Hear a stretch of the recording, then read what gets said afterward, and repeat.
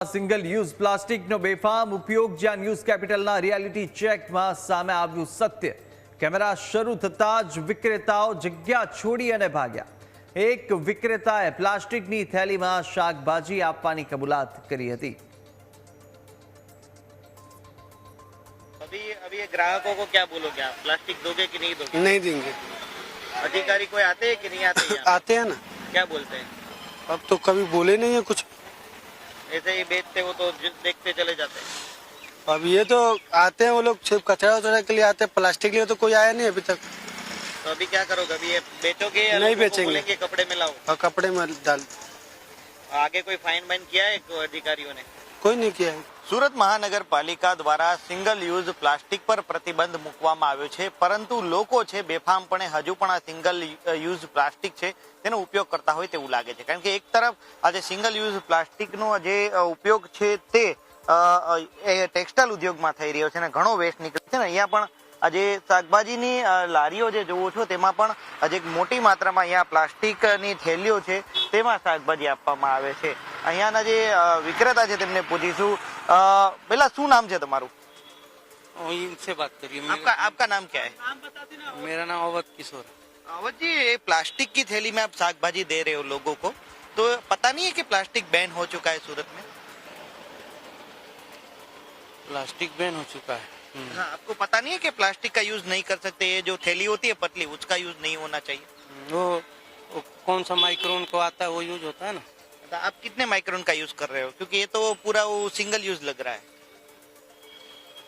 इससे बात करिए मेरे को। ચોક્કસથી આજે અન્ય જે લોકો છે તેમની સાથે પણ વાતચીત કરવાનો અહીંયા પ્રયાસ કરીશું કે તેઓ કઈ રીતે પ્લાસ્ટિકની થેલીઓનું અહીંયા જે છે તે લોકોને શાકભાજી આપે છે. આ પ્લાસ્ટિકની થેલીઓમાં શાકભાજી આપો છો? ખબર નથી. નહીં આપીએ હા? હવે નહીં આપીએ.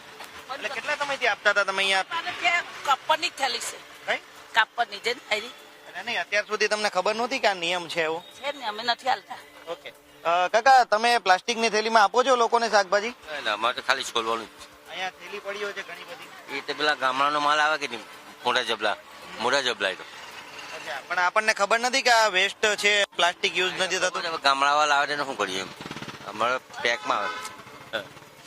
ચોક્કસથી એટલે કહી શકાય કે અહીંયા બધા છટકબારીઓ છે શોધી રહ્યા છે અને શાકભાજીના વિક્રેતાઓ છે તે પોતાના જે ઠેલા મૂકીને અહીંયાથી નીકળી ગયા છે. એટલે એક તરફ જે પર્યાવરણના પ્રદૂષણ અટકાવવાની જ્યારે વાત હોય ત્યારે લોકો પણ તેમાં ક્યાંક ને ક્યાંક સહયોગ આપતા જોવા મળે, પરંતુ અહીંયા જોવા મળે છે કે પ્લાસ્ટિકની થેલીઓના ઢગલે ઢગલા છે અહીં જોવા મળી રહ્યા છે. આ સીધા દ્રશ્ય જોઈ શકો છો કે ખૂબ મોટી માત્રામાં પ્લાસ્ટિકની થેલીઓના પેકેટ છે. ત્યારે હાલ અન્ય જે લોકો છે તેમની સાથે પણ વાતચીત કરવાનો પ્રયાસ કરીશું જો કોઈ મળે તો.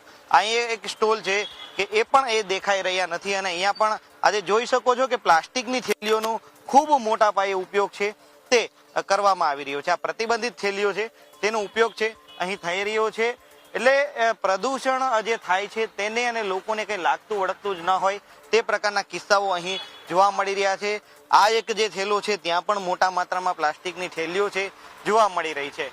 એટલે સ્પષ્ટપણે કહી શકાય કે ક્યાંક ને ક્યાંક અહીંયા જે તંત્રની બેદરકારીના કારણે આ પદ્ધતિ અહીંયા થઈ રહી હોય તેવું સ્પષ્ટપણે લાગી રહ્યું છે. સુરત મહાનગરપાલિકાના અધિકારીઓ ક્યાંક ને ક્યાંક કડક કાર્યવાહી કરવામાં નિષ્ફળ ગયા છે અને તેને જ લઈને સિંગલ યુઝ પ્લાસ્ટિક છે બેફામપણે માર્કેટમાં વેચાઈ રહ્યું છે અને તમામ જે સ્ટોલવાળા છે તે આ પ્લાસ્ટિકનો ઉપયોગ કરી રહ્યા છે. હવે જોવાનું એ રહ્યું કે સુરત મહાનગરપાલિકા આવા લોકો સામે શું કાર્યવાહી કરે છે.